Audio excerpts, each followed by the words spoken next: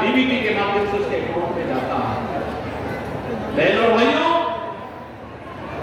12 करोड़ किसानों को किसान सम्मान निधि। कांग्रेस सपा बसपा की सरकार में क्या रसोई गैस के कनेक्शन फ्री में मिल पाते थे क्या? लेकिन आज फ्री में 10 करोड़ लोगों को कनेक्शन मिल गए हैं। और जो बाकी बचे हैं, जितने भी लोग बचे होंगे वे अपना रजिस्ट्रेशन करा ले होंगे, और सबको चुनाव के बाद भी कनेक्शन मिलने वाला है।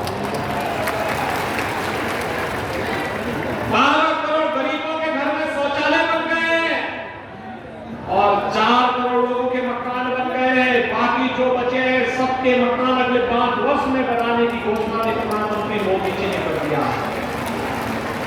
बहनों भाइयों, ये तो गरीब कल्याणकारी योजनाओं का काम। मैं आपसे पूछना चाहता हूं कि देश के सामने और प्रदेश के सामने पहचान का संकट किसने खड़ा किया? ये प्रश्न आप सभी से इसलिए आवश्यक है क्योंकि आप इस देश के भाग्य विधाता हैं। और मैं इसलिए पूछना चाहता हूं, देश के सामने ये संकट पहचान का किसने खड़ा किया था?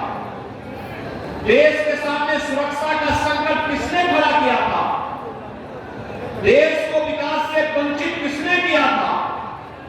देश में भूख की मौत के लिए कौन जिम्मेदार रहा है? किसानों की आत्महत्या के लिए कौन जिम्मेदार थे? तुष्टीकरण की राजनीति के कारण दंगों के लिए कौन जिम्मेदार था?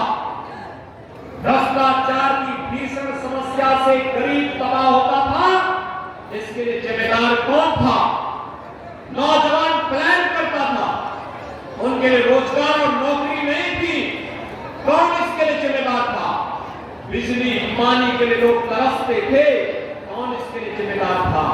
और आपकी आस्था के साथ कांग्रेस सपा और बसपा के लोग खिलवाड़ करते थे, कहते थे अयोध्या में तो राम हुए ही नहीं, कृष्ण हुए ही नहीं,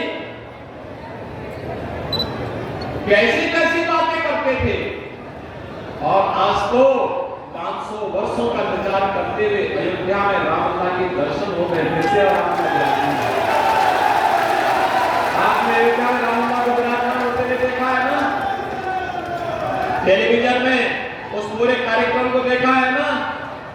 क्या ये काम कांग्रेस के लोग, सपा बसपा के लोगों की भी तो सरकार की क्या वे कर सकते थे क्या? तो जब एक गरीब को राशन नहीं दे सकते, बेटी और व्यापारी को सुरक्षा नहीं दे सकते, देश की सीमाओं की रक्षा नहीं कर सकते, देश का सम्मान नहीं बढ़ा सकते, नौजवान को नौकरी नहीं दे सकते, आपकी आस्था का सम्मान नहीं कर सकते, तो क्या इनको सत्ता में आने का अधिकार है क्या? इनको अधिकार है क्या? और मैं एक बात और आपसे कहना चाहता हूं बहनों भाइयों, ये बहकाने वाले बहुत लोग आएंगे, बहुत लोग आएंगे, हमें किसी के बहकावे में नहीं जाना। याद रखना, भारत का कोई भी महापुरुष हो, उस महापुरुष के प्रति हमें सम्मान का भाव रखना है। उस महापुरुष के प्रति हमारा सम्मान का भाव होना चाहिए। जितने हालत में देव है उनको हमें सम्मान देना होगा। ईश्वरीय ताकत को जो भी चुनौती देता उसका पतन तय है।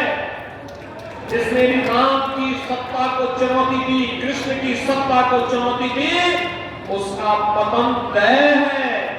आप जिसमें निश्चित होकर के